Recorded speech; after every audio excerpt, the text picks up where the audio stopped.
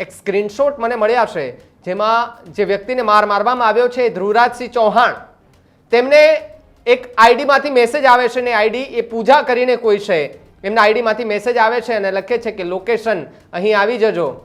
પછી બીજો એક મેસેજ પડે છે કે અહીં આવવામાં ધ્યાન રાખજો, બાકી ખવડ એ તમને ગોતી લેશે. હવે એ આઈડી કોનું છે એ ખબર નથી. લોકમુખે એવું સંભળાઈ રહ્યું છે કે શું ખરેખર એ આઈડી દેવાયત ખવડનું ફેક આઈડી હતું, તેમાંથી આ વસ્તુ એને કહી હતી. એ આઈડીમાંથી મેસેજ હતા કે અહીં આવ્યા છો વાંધો નહીં, પણ અહીંયા આવવામાં ધ્યાન રાખજો કે ખવડ અડી ન જાય. આ વાતે અત્યારે ચર્ચાનો વિષય બન્યો છે એ માટે કે લોક સાહિત્યકાર એ દેવાયત ખવડ જે ડાયરાઓ કરતા હોય છે તેમના એ ડાયલોગથી ફેમસ છે. મોરે મોરો ચકલા કોઈ દી બાજ ન બને, આ બધા તમે ડાયલોગ એના મોઢે સાંભળ્યા હશે અને આજનો યુવા વર્ગ એમનો ખૂબ મોટો ફેન છે. આ પણ એક મોટી વાત છે. આજકાલ લોકોને એ સાહિત્યની વાતોમાં કદાચ રસ ન હોય, પરંતુ કોન્ટ્રોવર્સીમાં જાજો રસ હોય છે. અને જ્યારે જે કહી શકાય કે દેવાયત ખવડ